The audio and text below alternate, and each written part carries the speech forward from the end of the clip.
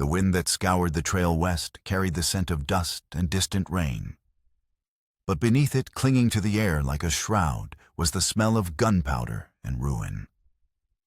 Thomas Brand reined in his bay, the horse stamping nervously as it caught the scent of death. Ahead, where the trail cut through a narrow pass between two rust-colored bluffs, lay the wreckage of a stagecoach.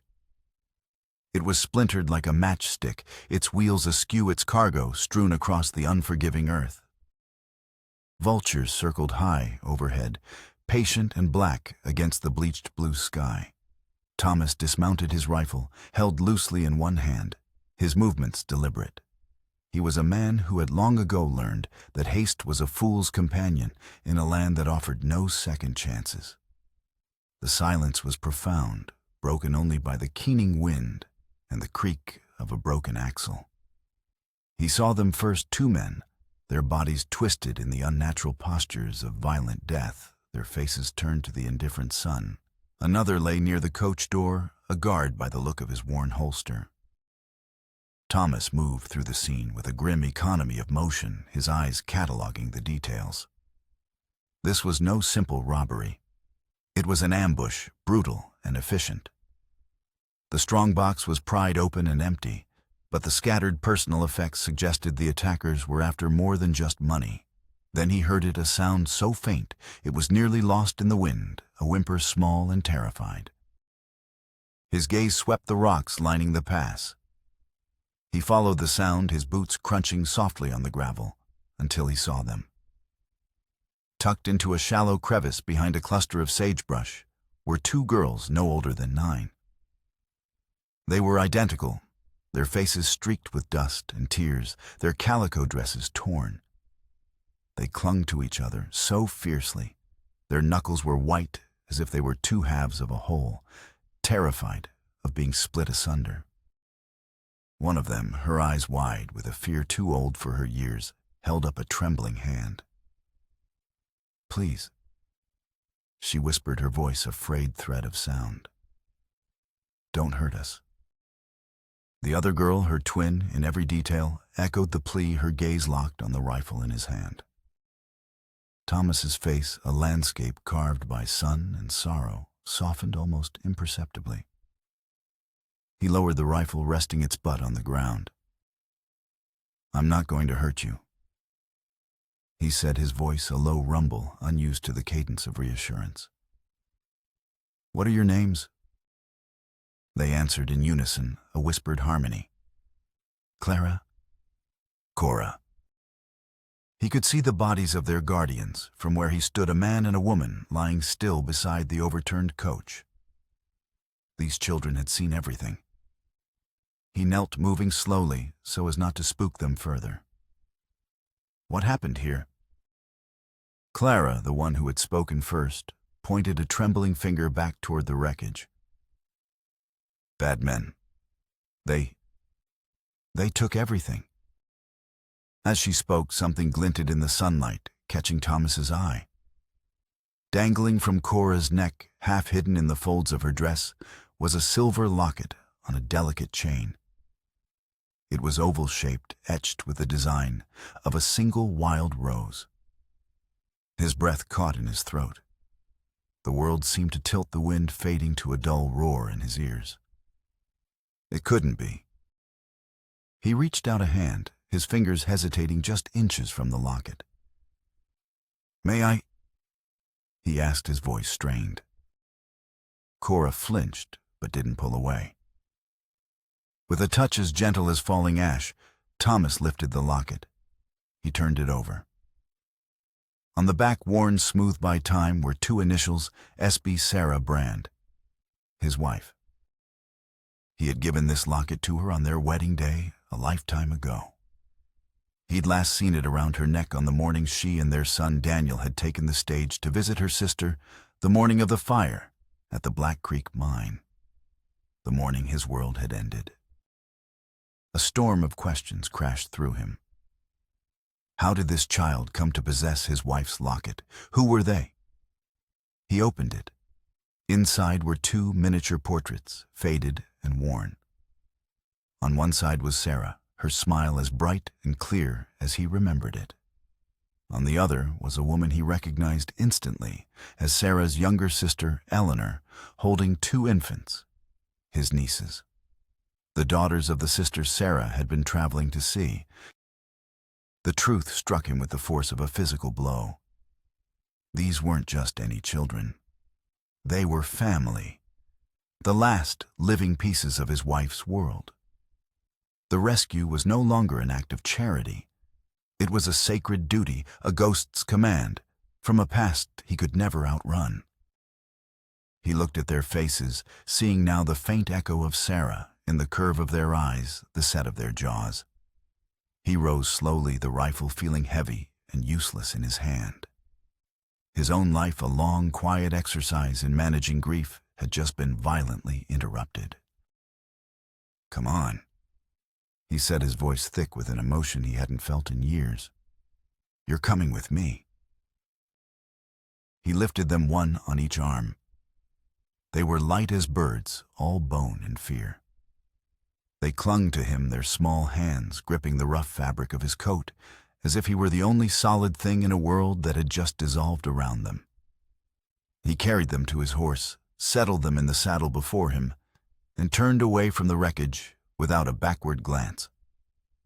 The sun bled across the horizon, painting the bluffs in shades of rust and violet. But Thomas didn't see the beauty. He saw only the long road ahead and the ghosts that now rode with him. The ride back to the ranch was a silent pilgrimage. The girls nestled against his chest, eventually cried themselves into an exhausted sleep, their breathing a soft, synchronized rhythm. For Thomas, the miles were a blur of memory and dawning purpose. The ranch, once a refuge of solitude, now felt like a destination, a sanctuary. It was a humble spread, a sturdy cabin of hewn logs, a barn leaning from too many storms, and weathered fences that traced the edges of his land like tired scars. For 5 years it had been a place of chores and silence, a testament to a life hollowed out by loss. The dust inside the cabin had settled on everything, a fine gray powder coating the rocking chair his wife had loved, the small wooden soldiers his son had carved. He had kept their rooms untouched tombs, sealed against the passage of time. Now, as he carried the sleeping girls across the threshold, the silence felt different. It was no longer empty. It was waiting. He laid them gently on his own bed, their tear-streaked faces peaceful in sleep, and pulled a heavy quilt over them. Cora's hand still clutched the silver locket. He stood for a long moment watching them, the quiet rise and fall of their chests, a fragile miracle in the heart of his desolate home. The hollow ache in his chest, a companion for so long, was filled with something fierce and protective. He was a man of few words, but in the quiet of the cabin, he made a silent vow. No one would harm them, not while he drew breath.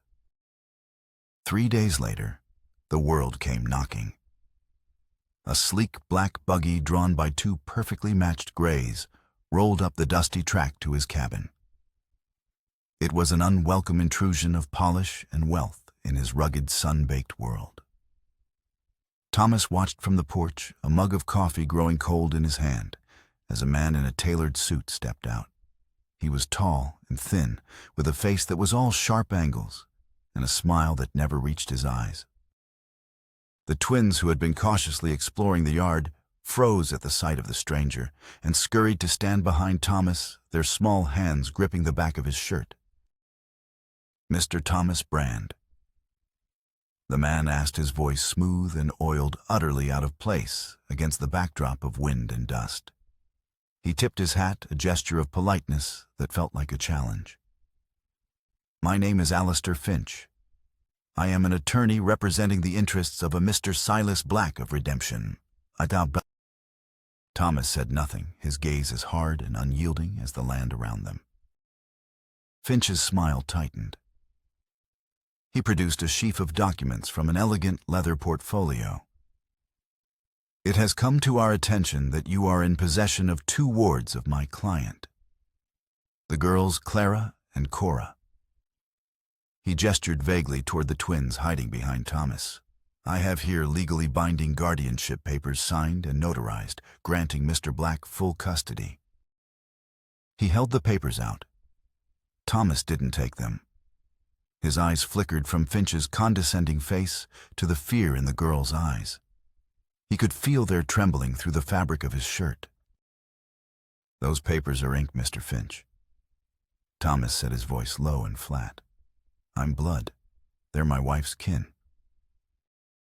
Finch's eyebrows rose in feigned surprise. A familial connection? How unfortunate for you. It changes nothing. These documents are ironclad. Mr. Black was the business partner of the girl's late father and the designated executor of his estate. He is their legal guardian. Where was their legal guardian when they were hiding in the rocks next to the bodies of their protectors? Thomas countered, his voice sharp as broken glass. For the first time, a flicker of something other than smug superiority crossed Finch's face. He quickly masked it. A tragic, unforeseen incident. My client is most distressed, which is why he is so eager to secure the children and ensure their safety. Cora peeked around Thomas's leg. We don't want to go with him, she whispered, her voice barely audible. Clara finished the thought, her own voice trembling. We want to stay here. Finch ignored them, his focus entirely on Thomas. Mr. Brand, you are a simple rancher. My client is a man of considerable means and influence. He can provide these children with a life of comfort, education, and opportunity. What can you offer them, dust and loneliness? The insult was a razor meant to cut deep. But Thomas was a man long past being wounded by words. He set his coffee mug down on the porch railing with a deliberate click. I can offer them a home, he said simply. And I can offer them my protection from men like your Mr. Black. Finch sighed, a theatrical display of exasperation. You are making a grave mistake. The law is on our side. If you do not relinquish the girls peacefully, we will be forced to return with the sheriff. Do not mistake my client's civility for weakness. Thomas took a step forward, his shadow falling over the lawyer.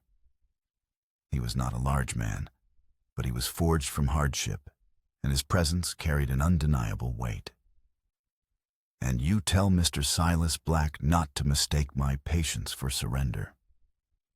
These girls are not leaving this ranch. Finch held his gaze for a moment longer, and then seemed to decide this battle was not worth fighting with words. He gave a curt nod, retreated to his buggy, and was gone in a cloud of dust, leaving behind a silence that felt heavier and more threatening than before.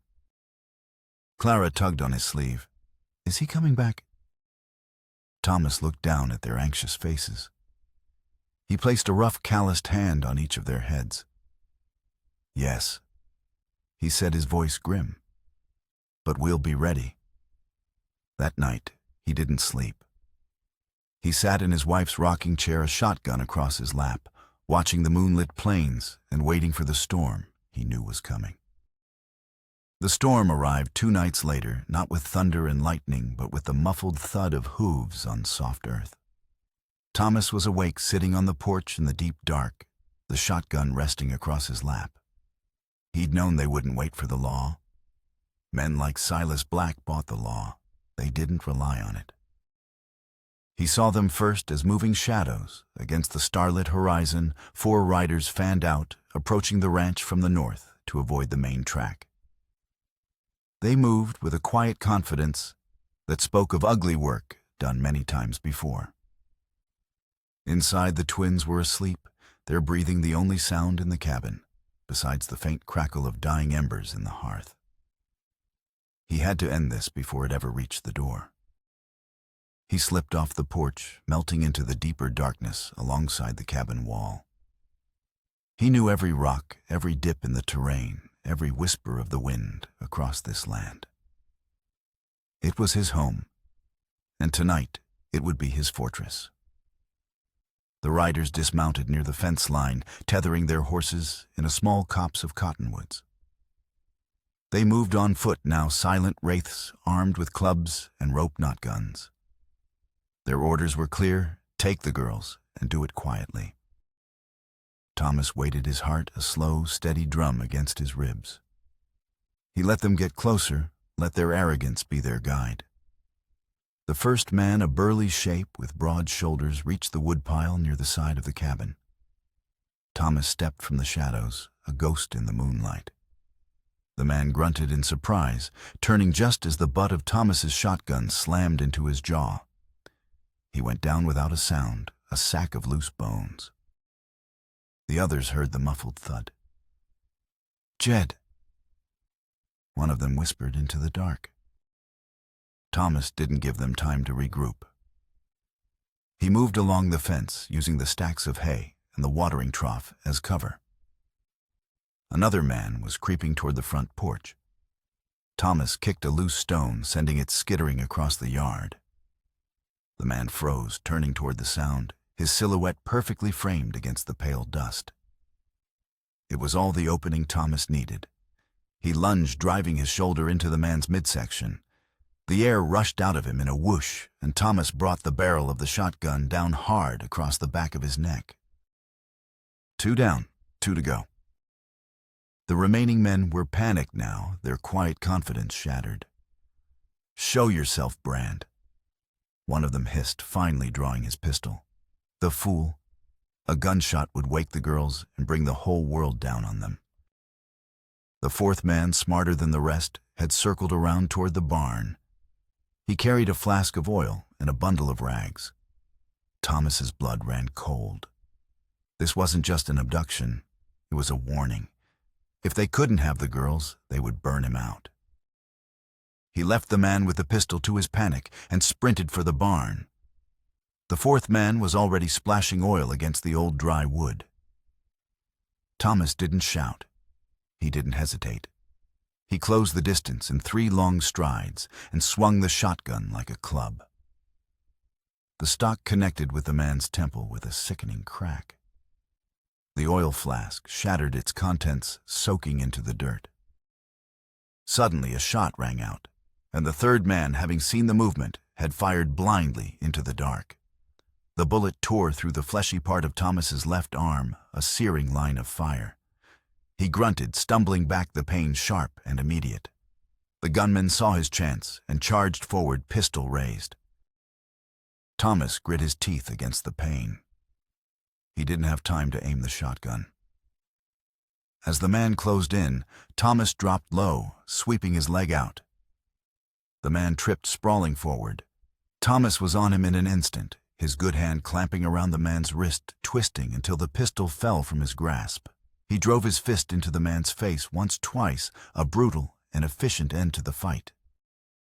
Silence descended once more, broken only by his own ragged breathing and the groans of the unconscious men. Blood dripped from his arm, staining the dust dark. He stood, his body screaming in protest, and looked toward the cabin. The light from the single window was still dim.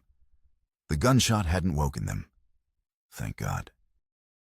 He dragged the 4 men to their horses, slung them over their saddles like sacks of grain, and sent the animals galloping off into the night with a hard slap on their rumps. They wouldn't be back tonight. But Black would send more. And next time, they would come with guns and fire, and they wouldn't care about the noise. He stumbled back to the cabin, his wounded arm held tight against his chest. He knew then with a chilling certainty that he couldn't win this fight with his fists and a shotgun alone. Silas Black was a ghost, a name represented by lawyers and thugs. To beat him, Thomas had to drag him into the light. He had to ride into the town of Redemption and find out who Silas Black really was, and what hornet's nest he had truly kicked. The town of Redemption was a paradox, its name a hopeful prayer in a land that rarely answered one. It was a dusty, sprawling town, built on silver and ambition, where saloons stood shoulder to shoulder with churches, and the law was often just another commodity to be bought and sold. As Thomas rode down the main street, his arm tightly bandaged beneath his coat, he felt the weight of eyes upon him. News traveled fast in the West, and the story of the lone rancher who had taken in the stagecoach orphans and refused to give them up had already become local legend. He left the twins with Mrs. Gable, a stern but kind widow who ran the town's boarding house. He'd paid her handsomely for a few hours of her time, trusting the fierce protectiveness in her eyes more than any lock and key. "Don't you worry, Mr. Brand." She'd set her hands on her hips. "No harm will come to these little ones while they're under my roof." His first stop was the sheriff's office. Sheriff Miller was a man worn down by the compromises his job demanded. He sat behind a desk cluttered with wanted posters and legal notices, his face a roadmap of weary resignation. Brand, Miller said, not bothering to stand. "I was hoping I wouldn't see you in town. Hoped you'd come to your senses." "I came to find out about Silas Black." Thomas said, his voice level. "You're enforcing his claim. You must know who he is." Miller leaned back in his chair, the leather creaking in protest. "I know he's the wealthiest man in this county. Owns the Redemption silver mine, half the businesses on this street, and has more lawyers than a dog has fleas. His papers on those girls are legal. My hands are tied. Did you know his men ambushed a stagecoach, murdered 3 people, and left those girls for dead?" Thomas pressed. The sheriff's eyes narrowed. "Those are serious accusations. You have proof?" "I have the girls. They're my proof," Thomas shot back. "A child's testimony against a man like Silas Black." Miller shook his head, a gesture of weary pity. "It's not enough. Stay out of this, Brand. You're picking a fight you can't win." Frustrated, Thomas left the office and made his way to the town doctor. Doc Evans was as much a fixture in Redemption as the mountains themselves. He was an old man with watery blue eyes that had seen too much birth and too much death to be surprised by anything. He was cleaning instruments in his small, cluttered office when Thomas walked in. "I heard you had some trouble out at your place," the doc said, not looking up from his work. "Let me see that arm." Thomas allowed the doctor to unwrap the bandage. Evans clucked his tongue at the angry red wound. "Clean shot. Went right through. You're lucky." "I don't feel lucky," Thomas said. "I need to know about Silas Black." Doc Evans paused, his hands stilling. He finally looked up, and his gaze was sharp and serious. "Some rocks are best left unturned, son. Black didn't just buy this town. He built it on the bones of other men's failures. He came here about 5 years back, right after the Black Creek mine disaster." The name hit Thomas like a physical blow. The Black Creek mine was his mine. The disaster was the fire that had killed his wife, his son, and his partner. "He was there?" Thomas asked, his voice tight. "Not there, no. He arrived a few months after. Bought up the claim for pennies on the dollar from the bank after you left. Renamed it the Redemption Mine.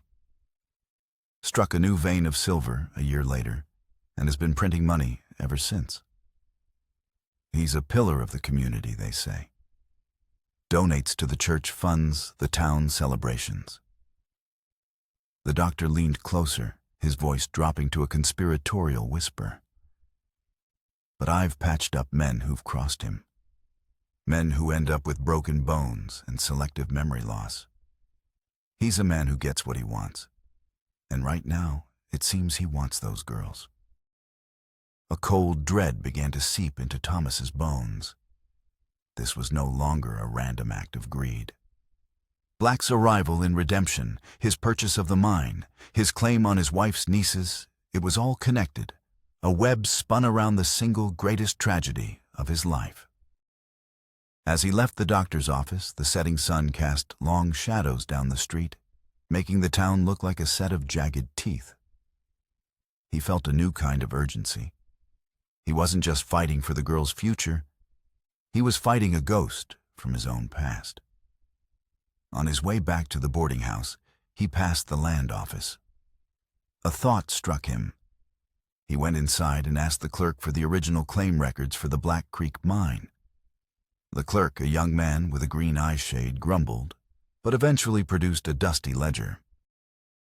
Thomas ran his finger down the page until he found it. Black Creek Mining Co-Proprietors, Thomas Brand Silas Crowley. Silas Crowley, his partner, his friend, the man who had died in the fire alongside Sarah and Daniel. He stared at the name, a strange feeling prickling at the back of his neck. Silas Black, Silas Crowley. The names were too similar to be a coincidence, but it was impossible. Crowley was dead. Thomas had identified his body himself, or what was left of it. He walked back to the boarding house in a daze, his mind racing. He felt like a man digging in the dark, getting closer to something he wasn't sure he wanted to find. When he arrived, Mrs. Gable met him at the door, her face pale. "Mr. Brand," she said, her voice trembling slightly. "One of Mr. Black's men was here. He didn't come in. He just left this." She handed him a small, crudely wrapped package. Thomas opened it. Inside, nestled on a bed of cotton, was a single small wooden soldier, its paint chipped and worn. It was one of the soldiers his son Daniel had carved, the ones that had been buried with him. A message, chillingly clear and deeply personal. Silas Black hadn't just bought his mine.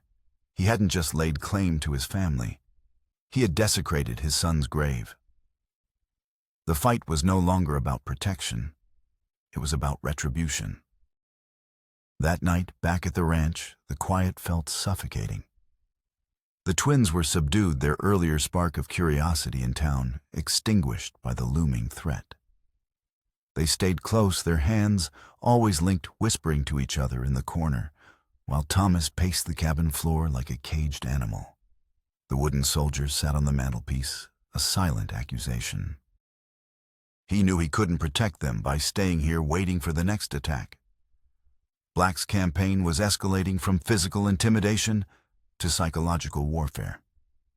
Poisoning his well-setting fire to his barn, those would be next. Black was trying to isolate him, to break his spirit before breaking his body. He had to find the truth, no matter how monstrous. The answer, he felt, was with the girls. He sat down with them by the fire, the flames casting dancing shadows on their anxious faces. Cora. He began, his voice softer than he intended. "I need you to tell me about your mother and father, about how you came to be on that stagecoach." They exchanged a look, a silent conversation passing between them. Finally, Clara spoke. "Mama got sick. The coughing sickness. Before she went to sleep, she gave us a satchel. She said it was very important. She said if anything happened to Papa, we were to find our Aunt Sarah." She didn't know Aunt Sarah was gone. Cora added, her voice a small, sad whisper. "Where is this satchel?" Thomas asked, his heart pounding. Cora pointed to a small, worn leather bag tucked beneath the bed. It was the only thing they'd managed to salvage from the wreckage. Thomas retrieved it gently. It was light, holding little more than a change of clothes and a few personal trinkets. But as he felt along the lining, his fingers brushed against something stiff, a false bottom. He carefully worked the stitching loose with his pocket knife and pulled out a bundle of oilskin-wrapped letters. They were tied with a faded ribbon. Most were from his wife Sarah to her sister Eleanor. He read through them, his hands trembling, the words, a bittersweet echo of a life he had lost. Then he found the last one. It was in Eleanor's hand, addressed to Sarah, but it was clear from the date it had never been sent. Dearest Sarah. The letter began. I pray this letter finds you well. I fear I do not have much time. The sickness has taken root deep. My darling girls, I worry for them so. My husband, God rest his soul, made a terrible mistake years ago. He went into business with a man named Cruelty, your Thomas's old partner, the one everyone thought died in the fire. Thomas's breath hitched. He read on his eyes flying across the page. But he didn't die, Sarah. He survived horribly burned and twisted by hate. He came to my husband years later a changed man, calling himself Silas Black. He said Thomas had left him for dead in that mine, that Thomas was responsible for the fire that took everything from them both. He has spent years consumed by a cold, calculated rage, blaming Thomas for his ruin. He invested what little he had, and by some dark miracle struck silver in the old mine. Now he is powerful, and he is cruel. He forced my husband into ruinous debts, and after his death he produced papers making him the girl's guardian. It is not a guardianship, Sarah, it is ownership. He doesn't want them for love or duty. He wants them because they are yours. Because they are the last pieces of Thomas's family. He wants to destroy them to hurt Thomas, to finish the revenge he started years ago. You must get them away. Take them somewhere he can never find them. He is not a man. He is a monument to hate, and he is coming for them. The letter slipped from Thomas's fingers. The room swam. Silas Black was Silas Crowley, his partner, the man he had mourned as a brother. The entire conflict, the legal papers, the attacks, the desecrated grave. It was all a lie, a carefully constructed stage for a vendetta born in the fire and smoke of the Black Creek mine. Crowley hadn't died. He had been reborn as a monster, and his entire existence was now dedicated to destroying Thomas by extinguishing the last light of his family. The fight for the twins was no longer a fight for their future. It was a final, desperate battle against the ghosts of his own past. The revelation settled over Thomas not like a shock, but like the final grim piece of a puzzle he had been unknowingly assembling for 5 years. The guilt he had carried, the belief that he had somehow failed to save his family and his friend, was twisted into a new shape. He was not a victim of fate. He was the target of a meticulous, hate-fueled revenge. With Crowley's identity no longer a secret to him, the pretense of legality was a shattered veil. Thomas knew the next move would be different.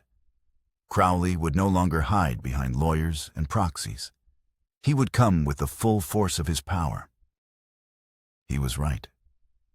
The next morning, a rider from Redemption brought not a threat, but a proclamation.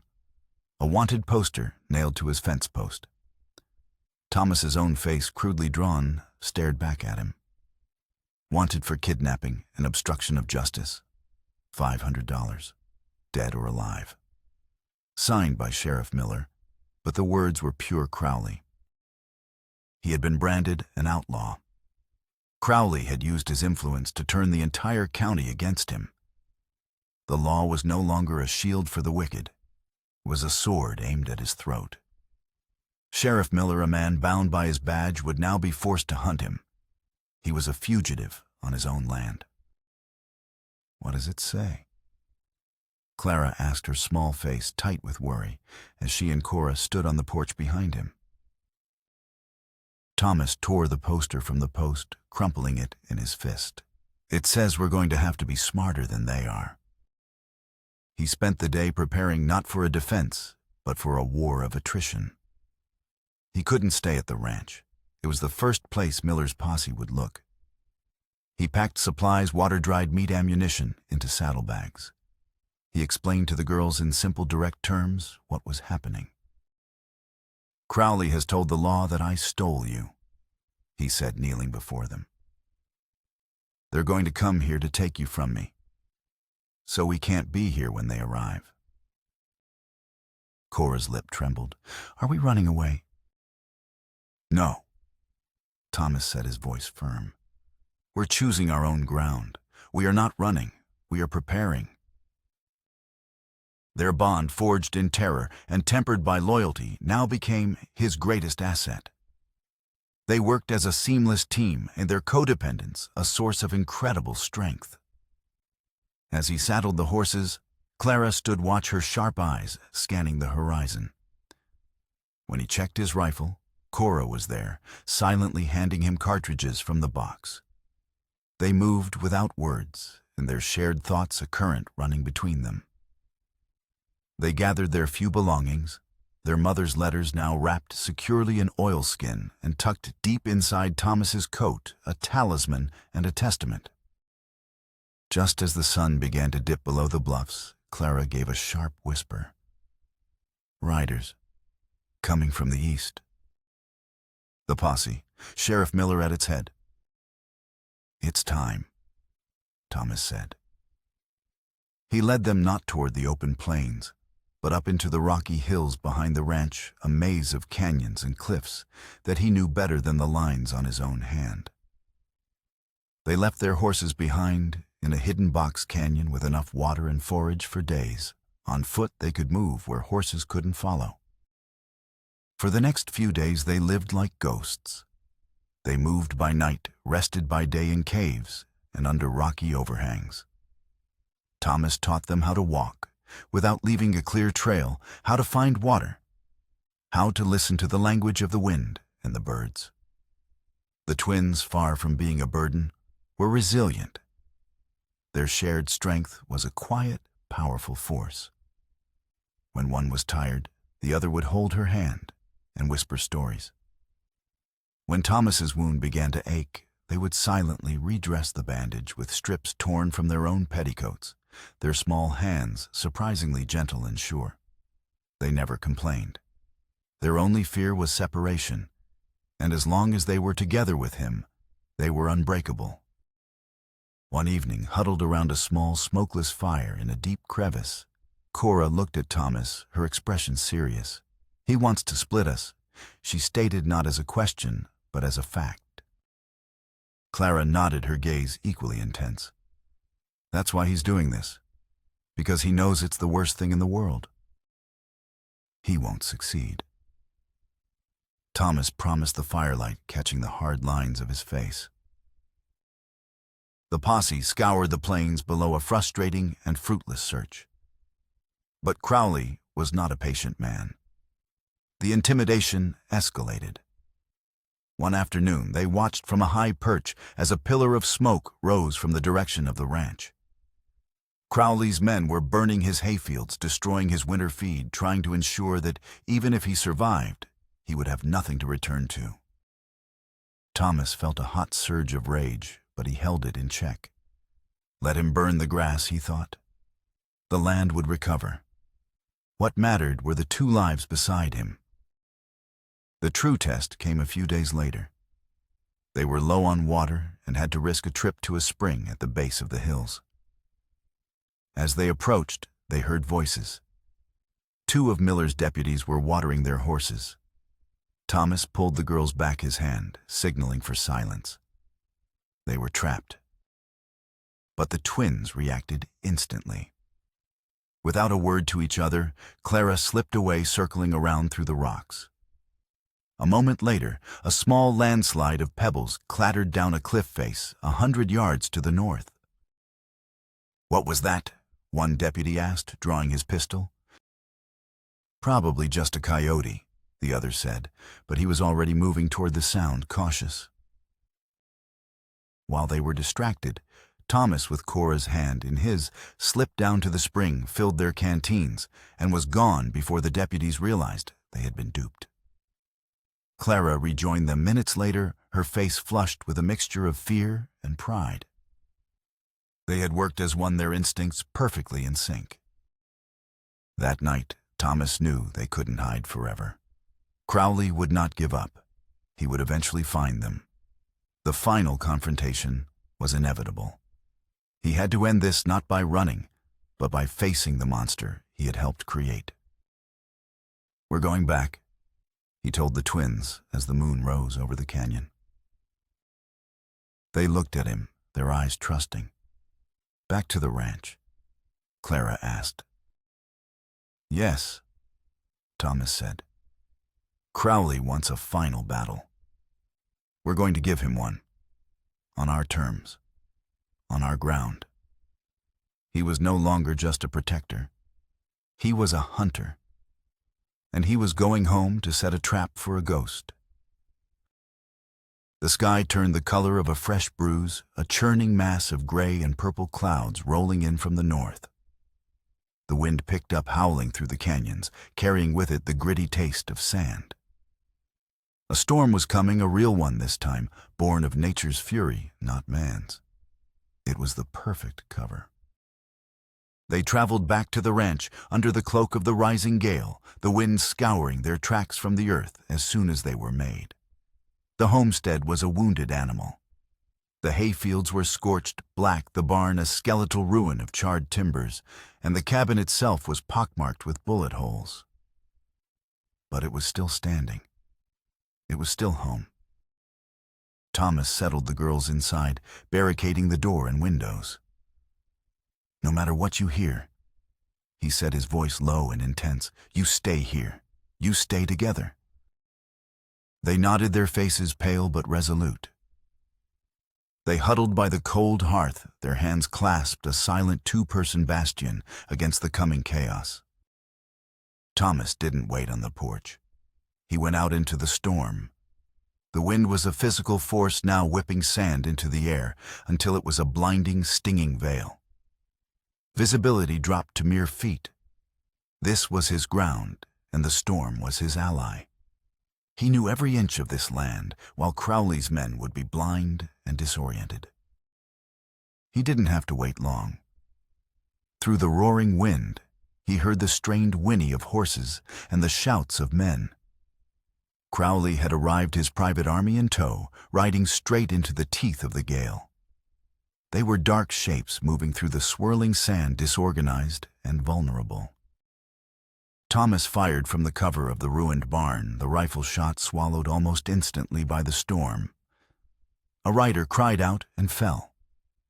The others fired wildly into the maelstrom, their bullets whining uselessly into the wind. Thomas moved, using the storm as his shield, picking them off one by one. He was a phantom, his shots coming from all directions, at once turning their superior numbers into a liability. Panic began to set in among Crowley's men. They were fighting a ghost and in the heart of a hurricane. Finally, Crowley himself strode into the yard, his long coat whipping around him, his face a mask of fury against the stinging sand. "Brand!" He roared, his voice nearly torn away by the wind. "Face me, you coward. Stop hiding in the dark like you did in the mine." Thomas stepped out from behind the watering trough, his revolver in hand. The two men stood 20 yards apart, the world a vortex of sand and fury around them. "This ends now, Crowley," Thomas said, his voice cutting through the howl of the wind. "It ended 5 years ago." Crowley screamed back, his eyes wild with a mad grief. "It ended when you left me to burn." He raised his pistol, and the final duel began. They fired at each other through the blinding storm, their shots muffled thunderclaps. A bullet tore through Thomas's coat, another grazed his cheek, drawing blood. He felt a searing pain in his thigh as one of Crowley's shots found its mark, and he stumbled to one knee. Crowley laughed, a raw, unhinged sound. He stalked forward, his form a wavering specter in the sandstorm. "I told you I'd take everything from you. First your wife and son, now their kin. I'm going to drag them out of that cabin and make you watch." He was almost upon him. Thomas grit his teeth against the pain in his leg, raised his revolver, but knew he was too slow. Suddenly, a side door of the cabin, one Thomas had forgotten to barricade, flew open. Clara stood there, her face a small, fierce knot of determination, holding one of Thomas's heavy cast-iron skillets. With a cry that was half fear and half rage, she hurled it with all her might. The skillet spun through the air, catching Crowley squarely in the side of the head. He staggered, his shot going wide, a look of stunned disbelief on his face. The momentary distraction was all Thomas needed. He surged to his feet, ignoring the fire in his leg, and tackled Crowley, driving him to the ground. They rolled in the dirt, a desperate, brutal struggle of fists and fury. The wind howled around them, sealing them in their own private hell. Thomas finally gained the upper hand, pinning Crowley beneath him, his hands closing around his throat. "Well, why?" Thomas snarled, his face inches from Crowley's. "Why all this, Silas? I thought you were my friend. I thought you were dead." Crowley's crazed eyes locked onto his, and in that moment, the rage seemed to drain away, replaced by a bottomless well of despair. A confession choked and ragged tore from his lips. "It wasn't you, Thomas," he gasped, his voice breaking.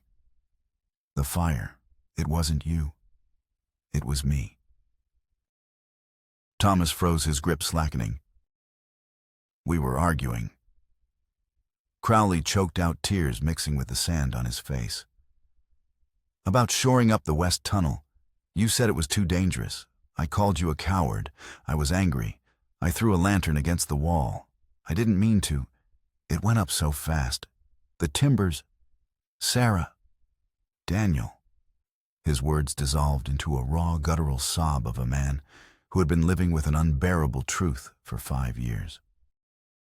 The revelation struck Thomas with the force of a lightning bolt, shattering everything. Crowley wasn't a monster born of vengeance. He was a man drowning in his own guilt, a guilt so immense he had projected it onto Thomas, building an entire empire of hate just so he wouldn't have to face the truth of what he had done. He had hunted Thomas not to destroy him, but to punish himself. The raw humanity of it, the pathetic tragedy, extinguished the fire in Thomas's soul. He wasn't looking at a villain anymore. He was looking at a man who had lost everything, just as he had, but who had been consumed by the darkness of his own making. He released his grip. Crowley lay gasping in the dirt, his body racked with sobs. The storm raged on, but the battle was over. The fight had been won not by a bullet, but by a truth that was more devastating than any weapon. Thomas pushed himself to his feet, his wounded legs screaming, and limped toward the cabin, where Clara and Cora were now huddled together in the doorway, their eyes wide with what they had just witnessed. He knelt before them, pulling them into an embrace, shielding them from the broken man and the raging storm. The ghosts of the past had finally been laid to rest, not in violence, but in a terrible, heartbreaking peace.